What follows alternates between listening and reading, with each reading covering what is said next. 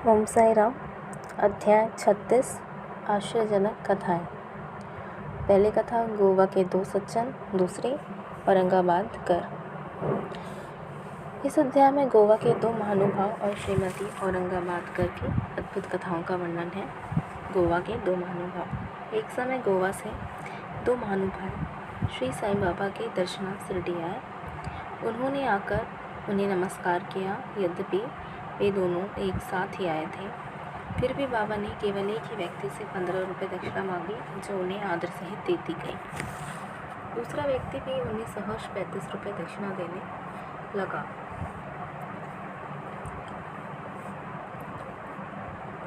तो उन्होंने उसकी दक्षिणा लेना अस्वीकार कर दिया। लोगों को बड़ा आश्चर्य हुआ। उस समय श्यामा भी वहीं उपस्थित थे। उन्होंने कहा कि देवा, ये क्या, आप दोनों एक साथ ही तो यहाँ आए हैं। इसमें से आप एक की दक्षिणा तो स्वीकार करते हैं और दूसरा जो अपनी इच्छा से भेंट दे रहा है उसे आप अस्वीकार कर रहे हैं। यह भेद क्यों? तब बाबा ने उत्तर दिया कि श्यामा, तुम नादान हो। मैं किसी से कभी कुछ नहीं लेता। यहाँ तो मज्जता माई ही अपना ऋण मांगती है और इसलिए देने वाला अपना ऋण चुकता कर मुक्त हो जाता है। क्या मेरे कोई घर संपत्ति या बाल बच्चे हैं जिनके लिए मुझे चिंता हो? मुझे तो किसी वस्तु की आवश्यकता ही नहीं। मैं तो सदा स्वतंत्र हूँ।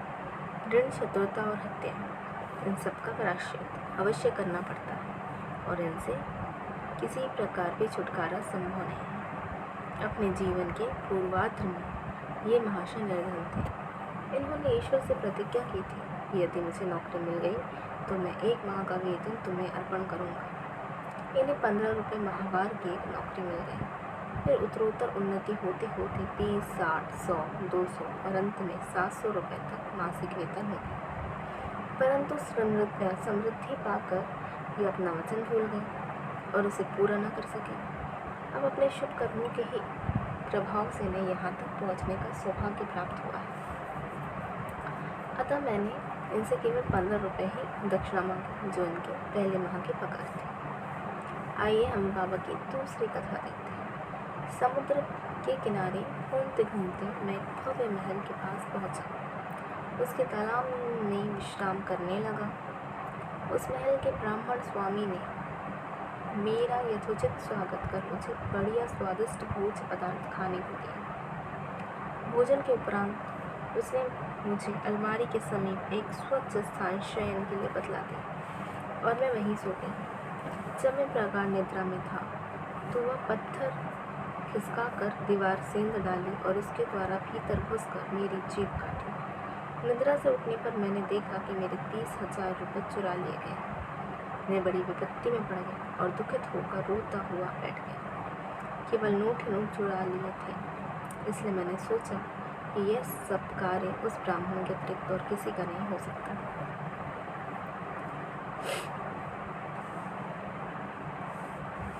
मुझे खाना पीना कुछ भी अच्छा न लगा और मैं पखवाड़े के एक दलान में बैठे बैठे चोरी का दुख मनाती रही। इस प्रकार 15 दिन व्यतीत होने पर रास्ते से जाने वाले फकीर ने मुझे दुख से बिलखते देखकर मेरे रोने का कारण पूछा। तब मैंने सब हाल उससे कह सुनाया। उसने मुझसे कहा कि यदि तुम मेरे आदेश के अनुसार आचरण करोगे तो तुम्हारा चुराया धन वापस मिल जाएगा। मैं एक फकीर का पता तुम्हें बतला देता हूँ। तुम उसकी शरण में जाओ और उसकी कृपा से तुम्हें तुम्हारा धन पुनः मिल जाएगा। परंतु जब तक तुम्हें अपना धन वापस न मिले उस समय तक तुम अपना एक प्रिय भोज त्याग कर दो। मैंने उस फकीर का कहना मान लिया और मेरा चुराया धन मिल गया।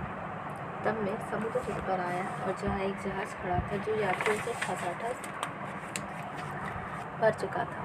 भाग्यवश वहाँ एक उदार प्रकृति वाले चपरासी की हृदय सहायता से मुझे एक स्थान मिल गया। इस प्रकार से दूसरे किनारे पर पहुँचा और वहीं से मैं रेलगाड़ी में बैठकर मजदमाई आ पहुँचा। कथा समाप्त होते ही बाबा ने श्यामा से इन अतिथियों को अपने साथ ले जाने और भोजन का प्रबंध करने को कहा।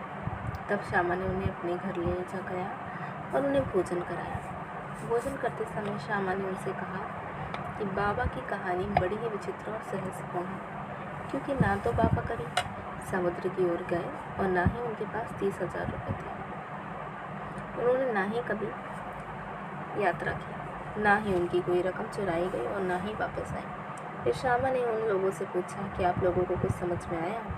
इसका अर्थ क्या था? दोनों अतिथियों की खिंगियाँ बन गईं और उनके आंसू से अश्रु की धारा बहने लगी। उन्होंने रोते रोते कहा कि बाबा तो सर्वव्यापी और अनंत और पर ब्रह्मा के स्वरूप है। जो कथा उन्होंने कही वह बिल्कुल हमारी ही कहानी है और मेरे ऊपर बीत चुकी है। यह महान आश्चर्य है कि उन्हें यह सब कैसे ज्ञात है।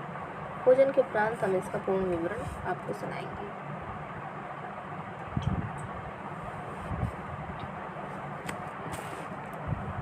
भोजन के पश्चात पान खाते हुए उन्होंने अपनी कथा सुनाना प्रारंभ कर दिया। उसमें से एक कहने लगा, घाट में पहाड़ी स्थान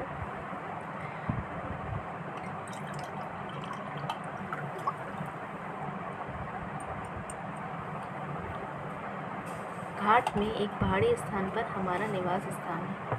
मैं अपने जीवन निर्वाह के लिए नौकरी ढूंढने गोवा गया था। तब मैंने भगवान दत्तात्रेय को वचन दिया, यदि मुझे नौकरी मिल गई तो मैं तुम्हें 1 माह की पगार भेंट चढ़ाऊँगा। उनकी कृपा से मुझे 15 रुपये मासिक की नौकरी मिल गई और जैसा बाबा ने कहा उसी प्रकार मेरी उन्नति हुई और मैं अपना वचन बिल्कुल भूल गया था। बाबा ने उसकी स्मृति दिलाई और मुझसे 15 रुपये वसूल कर लिए। आप लोग इसे दक्षिणा ना समझें, यह तो एक पुराने ऋण का भुगतान है। दीर्घकाल से भूली हुई प्रतिज्ञा आज पूर्ण हुई है। शिक्षा। यथार्थ में बाबा ने कभी किसी से पैसा नहीं मांगा और ना ही अपने भक्तों को मांगने दिया। वे आध्यात्मिक उन्नति में कंचक को बाधक समझते थे और भक्तों को उसके पास सदैव बचाते रहते थे। भगत मानसपति इसके उदाहरण स्वरूप है। वे बहुत निर्धन थे और बड़ी कठिनाई से अपना जीवन बताते थे। बाबा उन्हें कभी पैसा मांगने नहीं देते थे और ना ही वे अपने पास की दक्षिणा में से कुछ देते थे। एक बार एक दयालु और सहृदय व्यापारी हंसराज ने बाबा की उपस्थिति में ही एक बड़ी रकम मांसाहारपति को दी, परंतु उन्होंने उसे अस्वीकार कर दिया। अब दूसरा अतिथि अपनी कहानी सुनाने लगा। मेरे पास एक ब्राह्मण रसोइया था जो 35 वर्षों से ईमानदारी से मेरे पास काम करता था। एक दिन उसका मन पलट गया और उसने मेरे रुपये चोरी कर लिए। मेरी अलमारी दीवार में लगी थी और जिस समय हम लोग गहरी नींद में थे उसने पत्थर के पीछे हटाकर मेरे 30,000 रुपये के नोट चुरा लिए। मैं नहीं जानता बाबा को ठीक ठाक रकम कैसे पता चली। मैं दिन रात रोता और दुखी रहता था। एक दिन जब मैं इसी प्रकार निराश और उदास होकर बरात नदी में बैठा था, उसी समय रास्ते से जाने वाले फकीर ने मेरी स्थिति जानकर मुझसे इसका कारण पूछा। मैंने उसे अपना सब हाल बता दिया। तब उसने बताया कि कोपरगांव तालुक में तिसरडी ग्राम में श्री साईं बाबा नाम के कौलिया रहते हैं। उन्हें वचन दो तथा अपना रुचिकर भोजन त्याग मन में कहो कि जब तक तुम्हारा दर्शन न कर लूँगा उस पदार्थ को कदापि ना खाऊंगा। तब मैंने अन्न खाना छोड़ दिया और बाबा को वचन दिया, बाबा जब तक मुझे तुम्हारे दर्शन नहीं होते तथा मेरी चुराई गई धनराशि नहीं मिलती तब तक मैं इस अन्न को ग्रहण न करूँगा। इस प्रकार जब 15 दिन व्यतीत हो गए तब वह ब्राह्मण स्वयं ही आया और सब धनराशि लौटाकर क्षमा याचना पूर्वक कहने लगा, मेरी मति ही भ्रष्ट हो गई थी। जब मुझसे ऐसा अपराध हुआ मैं आपके पैर पड़ता हूँ, मुझे क्षमा करें। इस प्रकार सब ठीक ठाक हो गया। जिस फकीर से मेरी भेंट हो गई थी तथा जिसने मुझे सहायता पहुँचाई थी वह फकीर मेरे देखने में कभी नहीं आया। मेरे मन में साईं बाबा के दर्शन की जिसके लिए फकीर ने मुझसे कहा था कि बड़ी तीव्र उत्कंठा हो। मैंने सोचा कि जो फकीर मेरे घर आया है वह साईं बाबा के अतिरिक्त अन्य कोई नहीं हो सकता, जिन्होंने मुझे कृपा कर दर्शन दिए और मेरी इस प्रकार सहायता की। उन्हें 35 रुपये का लालच कैसे हो सकता है? इसलिए विपरीत है तो कृपा करके आध्यात्मिक उन्नति के पथ ले जाते हैं। जब चोरी गई राशि मुझे पुनः प्राप्त हो गई तब मेरे हर्ष का पारावार न रहा। मेरी बुद्धि भ्रमित हो गई और मैं पंचन भूल गया। गुलाबा में एक रात्रि को मैंने साईं बाबा को स्वप्न में देखा। तभी मुझे अपनी शिरडी यात्रा के वचन की स्मृति हुआ। मैं गोवा पहुंचा और वहां स्टीमर द्वारा बम्बई पहुंचकर शिरडी जाना चाहता था, परंतु जब किनारे पर पहुंचा तो देखा कि स्टीमर खचाखच भर चुका है। उसमें बिल्कुल भी जगह नहीं है। कैप्टन ने मुझे चढ़ने ना दिया, परंतु एक अपरिचित चपरासी के कहने पर मुझे स्टीमर में बैठने की अनुमति मिल गई और मैं इस प्रकार बम्बई पहुंचा। फिर रेलगाड़ी में बैठकर यहाँ पहुंच गया। बाबा के सर्वव्यापी और सर्ववर्ग के होने में मुझे कोई शंका नहीं। देखो तो हम कौन हैं और कहाँ हमारा घर। हमारा भाग्य कितना अच्छा है कि बाबा हमारी चुराई गई राशि वापस से लाकर हमें यहाँ खींच कर लाए। आप शिरडीवासी हम लोगों से अपेक्षा सहस्र गुना श्रेष्ठ और भाग्यशाली, जो बाबा के साथ हंसते हैं, खेलते हैं, मधुर भाषण करते हैं और कई वर्षों से उनके समीप रहते हैं। यह आप लोगों के गत जन्मों के शुभ संस्कारों का ही प्रभाव है जो कि बाबा को यहाँ खींच लाया है। श्री साईं हमारे लिए तथ्य है। उन्होंने ही हमें प्रतिज्ञा कराई तथा जहाज में स्थान दिलाया और हमें यहाँ लाकर आपकी सर्वव्यापकता सर्वज्ञता का अनुभव कराया। श्रीमती औरंगाबादकर। सोलापुर के सखाराम औरंगाबादकर की पत्नी 27 वर्ष की दीर्घ अवधि के पश्चात में संतान प्राप्ति के निमित्त देवी देवताओं की बहुत मन्नतें की, परंतु फिर भी उसकी मनोकामना सिद्ध न हुई। तब वे सर्वथा निराश होकर अंतिम प्रयत्न करने के विचार से अपने सौतेले पुत्र श्री विश्वनाथ को साथ ले शिरडी आए और वहाँ बाबा की सेवा करते हुए 2 माह रुके। जब भी वे मस्जिद जाती तो बाबा को भक्तगणों से घिरे हुए पाते। उनकी इच्छा बाबा से एकांत में भेंट कर संतान प्राप्ति के लिए प्रार्थना करने की थी, परंतु कोई योग्य अवसर उनके हाथ न लग सका। अंत में उन्होंने श्यामा से कहा कि जब बाबा एकांत में हो तो मेरे लिए प्रार्थना करते हैं। श्यामा ने कहा, बाबा का तो द्वार खोला है, फिर भी यदि तुम्हारी ऐसी इच्छा है तो मैं अवश्य प्रयत्न करूँगा, परंतु यश देना तो ईश्वर के ही हाथ में है। भोजन के समय तुम खड़े हो जाना। एक दिन भोजन के उपरांत जब श्यामा बाबा के गीले हाथ तौलिए से पोंछ रहे थे, तब बाबा ने उनके गाल पर चिकोटी काटी। तब बाबा क्रोधित होकर कहने लगे, देवा, यह क्या आपके लिए उचित है कि आप इस प्रकार मेरे गाल पर चिकोटी काटें? मुझे ऐसे शरारती देव की बिल्कुल आवश्यकता नहीं है जो इस प्रकार का आचरण करे। अब हम आप पर आश्रित हैं, तब क्या यही हमारी घनिष्ठता का फल है? बाबा ने कहा, अरे तुम तो 72 जन्मों से मेरे साथ हो। मैंने अब तक तुम्हारे साथ ऐसा कभी नहीं किया, फिर अब तुम मेरे स्पर्श को बुरा क्यों मानते हो?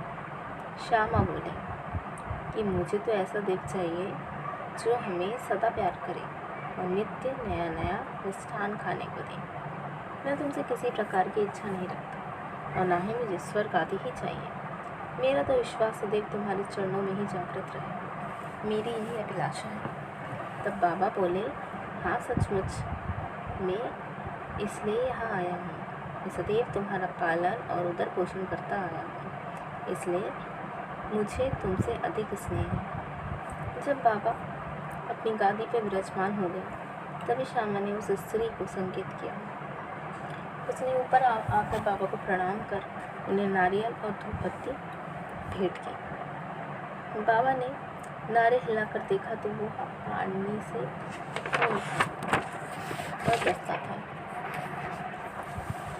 बाबा ने श्यामा से कहा, यह बाई प्रार्थना करती है कि ठीक इसी प्रकार इनके पेट में भी बच्चा गुड़गुड़ करे, इसलिए आशीर्वाद सहित यह नारियल इन्हें लौटा दो। तब फिर बाबा बोले, क्या नारियल से भी संतान की उत्पत्ति होती है? लोग कैसे मूर्ख हैं जो इस प्रकार की बातें करते हैं। श्यामा ने कहा कि आपके वचनों और आशीष की शक्ति से पूर्ण अवगत हो और आपके एक शब्द मात्र से ही इस बाई को बच्चों का तांता लग जाएगा। आप तो टाल रहे हैं और आशीर्वाद नहीं दे रहे हैं। इस प्रकार कुछ देर तक वार्तालाप चलता रहा। बाबा बार बार नारियल फोड़ने को कहते थे, परंतु श्यामा बार बार यही हट पकड़े हुए था कि बाबा इसे उस बाई को दे दो। अंत में बाबा ने कह दिया, इसको पुत्र की प्राप्ति होगी। तब श्यामा ने पूछा, कब तक? बाबा ने उत्तर दिया, 12 मास में। अब नारियल फोड़कर उसके 2 टुकड़े किए गए। एक भाग उन दोनों ने खाया और दूसरा भाग उस स्त्री को दे दिया। तब श्यामा ने उस बाई से कहा, प्रिय बहन, तुम मेरे वचनों की साक्षी हो। यदि 12 मास के भीतर तुमको संतान न हुई तो मैं इस देव के सिर पर ही नारियल फोड़कर इस मस्जिद से निकाल दूँ, और यदि मैं इसमें असफल रहा तो मैं खुद को माधव नहीं कहूँगा। जो कुछ भी मैं कह रहा हूँ इसकी सार्थकता तुम्हें शीघ्र ही विदित हो जाएगी। 1 वर्ष में ही उसे पुत्र रत्न की प्राप्ति हुई और जब बालक 5 मास का हुआ उसे लेकर वह अपने पति सहित बाबा के श्री चरणों में उपस्थित हुई। पति पत्नी दोनों ने उन्हें प्रणाम किया और कृतज्ञ पिता श्रीमान औरंगाबाद ने 500 रुपये भेंट किए, जो बाबा के घोड़े श्यामकर्ण के लिए छत बनाने के काम आए। श्री सद्गुरु साईनाथ अर्पणमस्तु। शुभम भवतु। अध्याय 36 समाप्त। ओम साई राम। जय साई राम।